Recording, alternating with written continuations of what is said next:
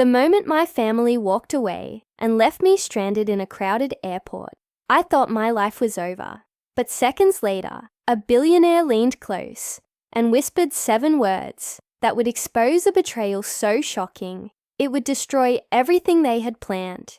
The departure board flickered above my head. Flights were being announced. Passengers rushed past with rolling suitcases. Children laughed.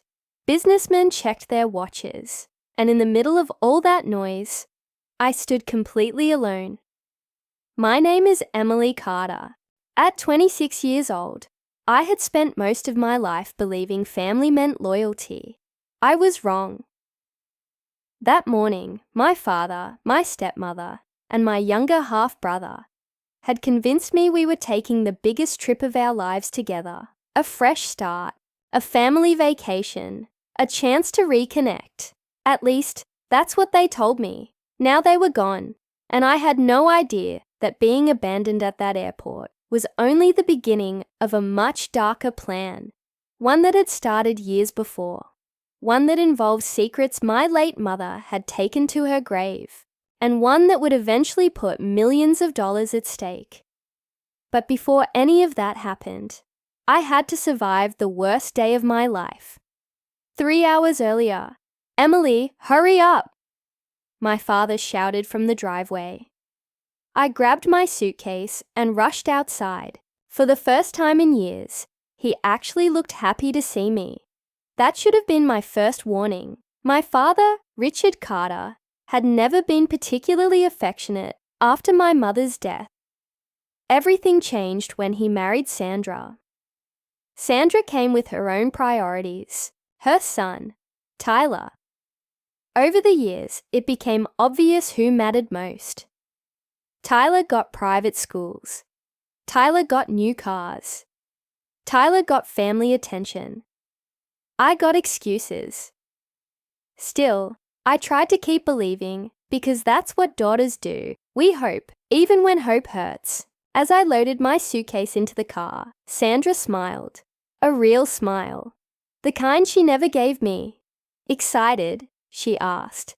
"Of course. We're going to have such a wonderful time." I remember thinking how strange that sounded. Almost rehearsed, but I ignored it. I always ignored the warning signs. The drive to the airport took 2 hours. During the trip, everyone seemed unusually cheerful. Tyler kept checking his phone.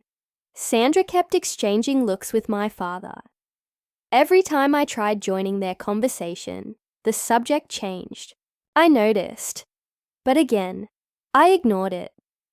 By the time we arrived at the airport, my stomach felt uneasy. Not fear, just instinct. That quiet voice inside us that notices things before our minds do. I should have listened. Inside the terminal, Sandra suddenly stopped. "Oh no." "What?" my father asked. "Our passports. What about them?" "I think we left one of the bags in the parking garage." Tyler immediately stood up. "I'll go." "No," Sandra said quickly. Then she turned toward me. "Emily, sweetheart, would you mind?" Sweetheart. Another word she almost never used. My stomach tightened. "Sure." She handed me a parking ticket. Level 4. Near elevator C. I nodded. "Be quick," my father added. "We don't want to miss boarding." I hurried away, completely unaware that my life was about to change forever. The parking garage was enormous. I searched every row. Nothing. No bag. No suitcase. No passports. I called Sandra. No answer. I called my father. Straight to voicemail. My pulse quickened. Something felt wrong. Very wrong. I rushed back toward the terminal. The entire trip took less than 15 minutes. But when I arrived, their check-in area was empty. My father, Sandra, Tyler. Gone. I'd looked around frantically. Maybe they moved. Maybe they were inside security. Maybe. Then my phone vibrated. A text message from my father. Just one sentence. "Don't follow us. It's better this way." I stared at the screen, certain I was misunderstanding. Then another message arrived, this time from Sandra. You were never supposed to come. My hands started shaking. No explanation, no apology, nothing, just those words. I called again. No answer. Again, nothing. Again, blocked. All of them blocked. I stood there frozen as reality slowly settled over me. They had planned this. The smiles, the kindness, the vacation, every bit of it had been fake. They brought me here specifically to leave me behind. Tears blurred my vision. People walked around me. No one noticed. No one cared. And honestly, why would they? To everyone else, I was just another traveler having a bad day. But inside, my entire world was collapsing. I found a chair near a large window overlooking the runway. The planes looked beautiful, free, moving forward. Meanwhile, I felt trapped, humiliated, worthless. Questions raced through my mind. Why? Why now? Why this trip? Why abandon me instead of simply telling me not to come? None of it made sense until I received another message. This one wasn't from my family. It was from an unknown number. Check your email immediately. My heartbeat accelerated. I opened my inbox. A legal document had been forwarded to me. Attached was a property transfer agreement. At first, I didn't understand.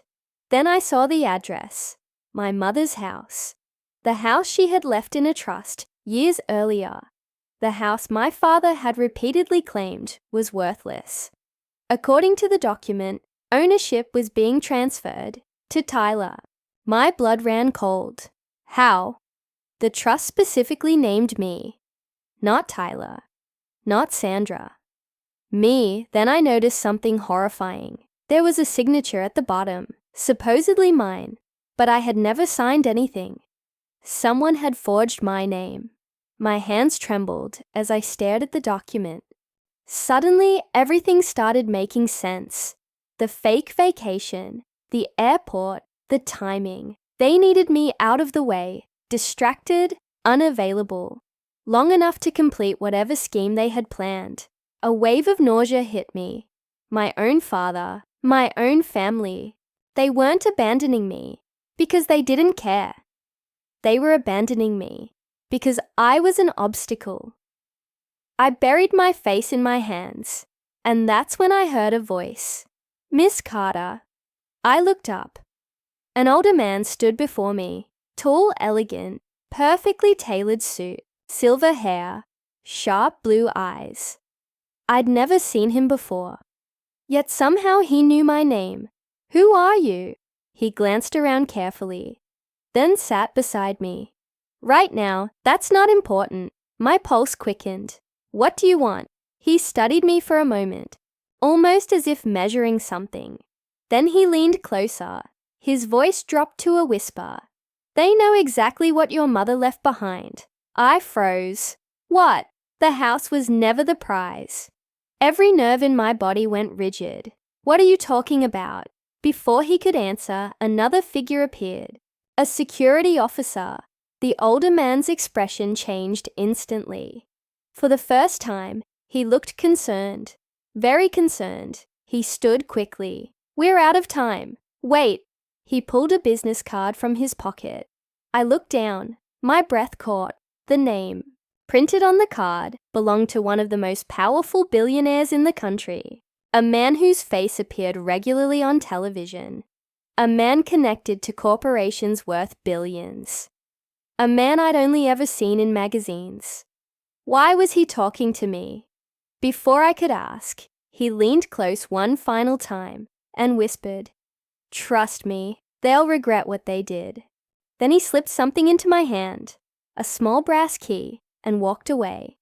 The security officer immediately approached me. "Miss Carter." "Yes." "We've been looking for you." My heart stopped. "Why?" He handed me an envelope. "No idea, but someone paid a considerable amount of money to ensure this reached you personally." I stared at the envelope, then at the mysterious billionaire disappearing into the crowd. My hand shook as I opened it. Inside was a faded photograph. A photograph taken nearly 20 years ago. My mother was standing beside a man I didn't recognize. Both were smiling. Both looked happy. Written on the back were 6 chilling words. If anything happens, find him. I flipped the photo over and nearly fell out of my chair because the man standing beside my mother was the billionaire who had just whispered to me, and beneath the photograph was a handwritten note, one sentence that changed everything. Your mother didn't die the way you think she did. The note slipped from my trembling fingers. For a moment, the sounds of the airport disappeared. No announcements, no conversations, no footsteps, nothing. Just one sentence echoing inside my head. I stared at the handwriting. It wasn't familiar, yet somehow it felt connected to a part of my life I had never fully understood. My mother, Olivia Carter, had supposedly died in a car accident when I was 11 years old. That was the story everyone told. The story repeated by my father. The story printed in newspapers. The story I accepted for 15 years. But what if it wasn't true? What if everything I believed about her death was a lie? My breathing became shallow. I looked around desperately for the billionaire. He had vanished. The crowd swallowed him completely. Only the brass key remained in my palm, and suddenly it felt heavier than gold. An hour later, I sat alone in a nearby cafe. The photograph lay on the table. My mother's smile seemed different now. Not sad, not trapped, hopeful. Almost as if she knew something, or someone. The billionaire's face stared back from the image. Younger, but unmistakably him. The name on the card still felt unreal. One of the wealthiest men in the country, owner of investment firms, technology companies, private foundations, a man rumored to be worth billions. A man whose business decisions could shake entire industries. And somehow, he had known my mother. The question was why. I turned the brass key over. Tiny numbers were engraved on the side. That was all. No address, no explanation, nothing. Then my phone vibrated. Unknown number, again. This time it contained only an address. No message, just an address, across town. My pulse quickened. I didn't know who sent it, but deep inside, I already knew. Victor. 2 hours later, I stood outside an old building near the waterfront. The structure looked forgotten, a relic from another era, weathered brick, dusty windows, rust-colored doors, the kind of place people walked past without noticing. Apartment 317. My heart pounded. I climbed the stairs, reached the 3rd floor, and stopped in front of a small metal door. The number read 117. I stared at the brass key, then slowly inserted it into the lock. Click. The door opened. The room inside wasn't an apartment. It was a private storage suite. Shelves lined the walls. Boxes filled every corner. Files, photographs, documents. And in the center sat a wooden desk. A single envelope rested on top. My name was written across it. Emily. I froze. My mother had written that. I knew it instantly. Tears filled my eyes. The handwriting was unmistakable. Shaking, I opened the envelope. Inside was a letter. My dearest Emily, if you're reading this, then something has gone terribly wrong. My chest tightened. I pray this letter never reaches you. But if it does, it means people I trusted have failed me, including your father. I stopped breathing. No, that couldn't be right, could it? I forced myself to continue. Richard wasn't always the man you know. Once, he loved us. But money changes people. Power changes people. And greed destroys them. The words blurred through tears. There is something hidden within the Carter Trust. Something worth far more than anyone realizes. Many people will believe it's the house. It isn't. The real inheritance is protected elsewhere. Victor knows where. My hands trembled violently. The room suddenly felt smaller.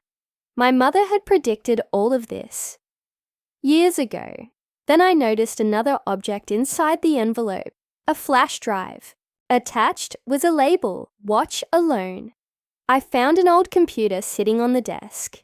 My heart hammered as I inserted the drive. A video file appeared. Timestamp, 15 years old. My mother's face filled the screen. I gasped. It was the first video I'd seen of her in over a decade. She smiled softly, then looked directly into the camera. Into me. Emily. Her voice broke me instantly. I burst into tears. "There's a chance you're watching this, because something happened to me." She paused. Her smile faded. "I need you to listen carefully." Her eyes became serious. The accident wasn't an accident. Every muscle in my body froze. The brakes on my vehicle were tampered with. I stopped breathing. No official investigation ever found proof. But I know what happened. She swallowed. I was about to expose people who stole millions through Carter Holdings. Millions? What? My father's company. The woman on screen continued. I discovered evidence. I told Richard. A painful silence followed. Then she whispered. The next day, someone tried to kill me. My entire body went cold. No. The word escaped my lips. My mother looked exhausted in the recording. More afraid than I'd ever seen her. "If you're watching this, I may not be here anymore." She hesitated, then delivered the sentence that shattered my world. "The person I fear most isn't the criminal." A tear slid down her face. "It's your father." I couldn't move, couldn't think, couldn't breathe. The video ended. Black screen. Silence. I sat there for what felt like hours. My entire childhood had just collapsed. Every memory, every belief, every story, gone. Replaced by doubt, fear, questions. Too many questions. Then suddenly, a noise outside the room. Footsteps. I quickly closed the laptop. The footsteps grew louder, closer, then stopped outside the door. Someone was there. My heart pounded. The handle moved. Slowly, I backed away. The door opened. A shadow entered, and I nearly screamed, "Victor!" The billionaire stepped inside. He looked relieved. "Thank God. What is happening?" His expression darkened. "Things are moving faster than expected." "What does that mean?" He locked the door, then turned toward me. "Your father knows you've found the storage room." My blood froze. How? Because someone inside my organization betrayed me. The room suddenly felt dangerous. Victor walked toward the window. "They've been watching you since the airport." My stomach dropped. "What?" He nodded. "Your family isn't acting alone." He opened a file cabinet, removed several documents, placed them before me. "Read these." I looked down. The first page contained financial statements. The second contained offshore accounts. The third listed shell companies. The fourth contained my father's signature. Again and again and again, millions of dollars. Hidden transactions. Illegal transfers. Fraud.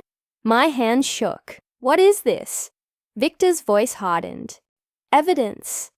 "Evidence of what?" 20 years of corruption. I stared at him. "No." He nodded. "Your father didn't steal your inheritance." His eyes locked onto mine. "He stole an empire." The words hung in the air. An empire. Not a house. Not a trust. An empire. Victor took a slow breath, then finally told me the truth. Or at least part of it. Years ago, my grandfather had secretly built a technology company. Not publicly. Not under his own name. Quietly, patiently. The company exploded in value, eventually becoming worth billions. Only a handful of people knew it existed. My mother was one of them. The majority ownership had been placed into a trust, protected until specific conditions were met. One of those conditions involved me. I stared at him. You mean? Victor nodded. Your inheritance isn't a house. I swallowed hard. It's controlling ownership of $1 billion company. The room spun. This couldn't be real. It sounded insane. Impossible. Yet suddenly everything made sense. The forged signatures, the fake vacation, the airport, the abandonment, the desperation. They weren't stealing a property. They were trying to steal a fortune. Before I could speak, Victor's phone rang. He answered immediately. His face changed, then changed again. The color drained from it. That terrified me more than anything, because powerful men don't scare easily, and Victor Ashford looked genuinely frightened. What happened? I asked. He ended the call. Silence. Then he slowly looked at me. Emily. My stomach twisted. What? His voice dropped. They found him. Found who? The accountant. I frowned. What accountant? Victor swallowed. The man who witnessed everything. The room became deathly quiet. And? Victor closed his eyes. For several seconds he said nothing, then finally spoke. He was supposed to testify tomorrow. My heart pounded. What happened? Victor looked straight at me and delivered the worst news imaginable. Someone murdered him. I stumbled backward. The air left my lungs. No. This had gone too far. Way too far. Fraud was one thing. Greed was one thing. But murder changed everything. Victor's expression told me he was thinking the same thing, because now this wasn't just about money. It was about survival. Then another phone notification appeared, this time on my own device. Unknown sender. Attached image. My hands trembled as I opened it. The photo loaded slowly. When it finally appeared, my blood turned to ice. It was a live picture, taken minutes ago, of me standing inside the storage room. Someone had photographed me through the window at that exact moment. Attached beneath the image was a message. Just 7 words. I looked up in horror. Victor was already staring toward the window. His face had gone pale, because taped to the outside of the glass was a single playing card, the Ace of Spades. Victor whispered one sentence, a sentence that made my entire body go numb. Dear God. What? He slowly backed away from the window. The man who killed your mother. His voice cracked. Knows we've found the truth. The room felt ice cold. I stared at Victor. He stared at the Ace of Spades taped to the window. Neither of us spoke, because both of us understood the same thing. This wasn't a warning, it was a message. Someone wanted us to know they were watching. Someone wanted us afraid, and judging by Victor's face, that someone was extremely dangerous. Who is he? I finally whispered. Victor didn't answer immediately. Instead, he slowly pulled the card from the window. His hands trembled.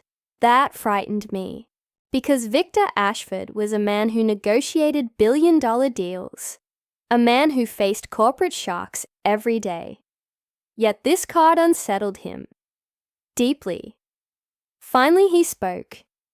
Years ago, your grandfather gave him a nickname. What nickname? Victor stared at the card. The Collector. A chill ran through me. Why? Because he collected secrets. Victor looked toward me, and anyone who threatened those secrets disappeared. I swallowed hard. You think he killed my mother? Victor closed his eyes. For years I prayed I was wrong. That wasn't an answer, but it was enough. Suddenly another memory surfaced. A strange memory from childhood, one I hadn't thought about in years. I was 11, the night before my mother's accident. I had walked downstairs for a glass of water and heard my parents arguing. Not normal arguing, screaming. My mother sounded terrified. My father sounded angry. I remembered hearing one sentence, just one. A sentence I never understood until now. I won't let them take what belongs to Emily. At the time it meant nothing. Now it meant everything. Victor listened carefully as I repeated the memory. His expression darkened. That confirms it. Confirms what? Your mother discovered the theft. He sat heavily in a chair, and she intended to expose everyone involved. My heart pounded. Everyone. Victor nodded. Not just your father. The room went silent. Then realization struck me. Tyler.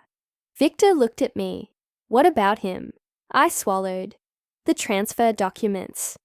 The forged signatures. The inheritance.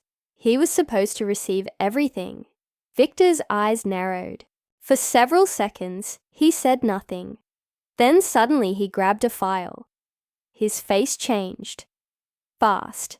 Very fast. Like he'd just discovered something. What is it? Victor turned pages rapidly. No. His voice was barely audible. No, no, no. Fear surged through me. What?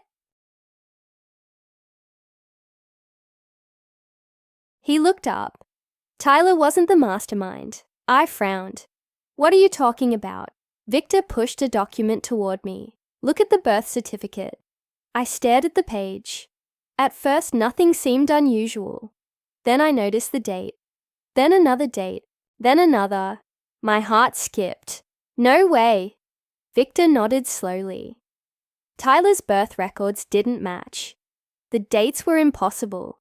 The paperwork had been altered years ago. My hands shook. What does this mean?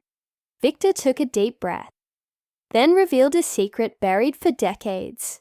Tyler isn't your stepbrother. The room spun. What? He's your half-brother. I stared at him, unable to process the words. No. Victor nodded. Your father was having an affair with Sandra years before your mother died. I felt physically sick. Every piece of my childhood shattered again. Sandra hadn't entered our lives after my mother's death. She'd been there before, hidden, waiting. My father had betrayed my mother long before the accident, long before the funeral, long before the lies. Tears filled my eyes, not because of the money, not because of the inheritance, but because every memory suddenly felt contaminated. Every family photo, every birthday, every holiday, all of it built on deception. Victor's phone rang again. This time he answered instantly. A woman's voice shouted through the speaker. Victor stood up. What? His face lost all color. Are you sure? Silence. Then he hung up. I already knew I wasn't going to like the answer. What happened? Victor looked directly at me. They've moved. Who? Your father and Sandra. My pulse quickened. Where? Victor swallowed. To your mother's house. The house. The one supposedly worth nothing. The one they'd spent years trying to control. The one connected to the trust. The one at the center of everything. My stomach dropped. They found something. Victor nodded. I think they finally realized what your mother hid. 3 hours later. We arrived at the house. Police vehicles surrounded the property. Lights flashed everywhere. Officers moved in every direction. Something terrible had happened. I felt it instantly. Victor felt it too. We rushed toward the front gate. An officer stopped us. No one enters. Victor showed identification. The officer's expression changed. Then he stepped aside. Be prepared. Those words alone were terrifying. Inside the house, everything was destroyed. Furniture overturned. Drawers emptied. Walls damaged. Someone had searched every inch, desperately, violently, looking for something. Then I saw my father, sitting in handcuffs. For the first time in my life, he looked defeated. Sandra sat nearby, also handcuffed, crying, shaking, broken. But Tyler wasn't there. My heart raced. "Where's Tyler?" No one answered.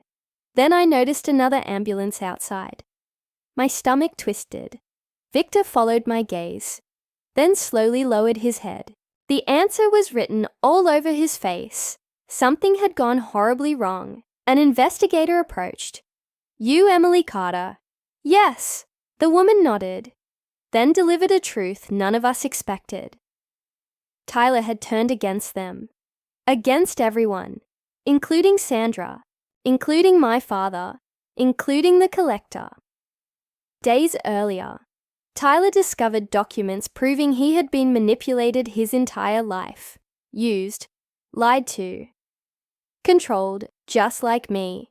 The difference was simple. I walked away. He fought back. When Tyler learned the truth about our mother, something inside him broke. He secretly copied evidence, recorded conversations, gathered documents, and contacted federal investigators. He became the whistleblower, the one person nobody suspected. The investigation exploded overnight. Accounts were frozen, arrests were issued, executives panicked, partners disappeared, entire networks collapsed. And the collector, he finally made a mistake, a fatal one. Tyler had secretly recorded him. Everything: names, transactions, threats, murders, confessions, years of crimes, all preserved. The empire of lies began crumbling. Fast. Very fast. But exposing monsters comes with consequences. The night Tyler agreed to testify, someone attempted to silence him. He survived, barely. The ambulance outside wasn't transporting a victim. It was transporting a witness under protection. Tyler, alive. I nearly collapsed from relief. For all the anger I'd carried, I didn't want him dead. I never did. Weeks later, the arrests continued. The collector was captured while attempting to flee the country. His real identity shocked national news. A respected financial executive, a trusted public figure, a monster hiding in plain sight. The trial lasted months. The evidence was overwhelming. My mother's suspicions had been correct all along. She hadn't imagined anything. She wasn't paranoid. She wasn't confused. She had been right, and she paid for that truth with her life. The court eventually transferred control of the trust. Not to Tyler. Not to my father. Not to Sandra. To me. Exactly as my mother intended, the billion-dollar company was real. The inheritance was real. Everything was real. Yet somehow, none of it felt like the biggest victory. The biggest victory came 6 months later. Victor invited me to a private ceremony. Small, quiet, meaningful. At first I didn't understand why. Then I saw the plaque. My breath caught. Tears filled my eyes instantly. It was a new foundation, created in my mother's name, dedicated to protecting whistleblowers and victims of financial crimes, people like her, people who risked everything for the truth. At the bottom of the plaque was a quote from my mother's final letter. One sentence, one lesson, one truth. The greatest inheritance isn't money. It's the courage to do what's right when everyone else chooses what's easy. I stood there silently, looking at her name, feeling closer to her than I had in 15 years. For the first time since her death, the pain didn't feel quite as heavy. The questions didn't hurt quite as much. And the future didn't seem quite as frightening, because the truth had finally won. My father spent the rest of his life regretting the choices he made. Sandra lost everything she helped build through deception. The collector disappeared behind prison walls. And Tyler.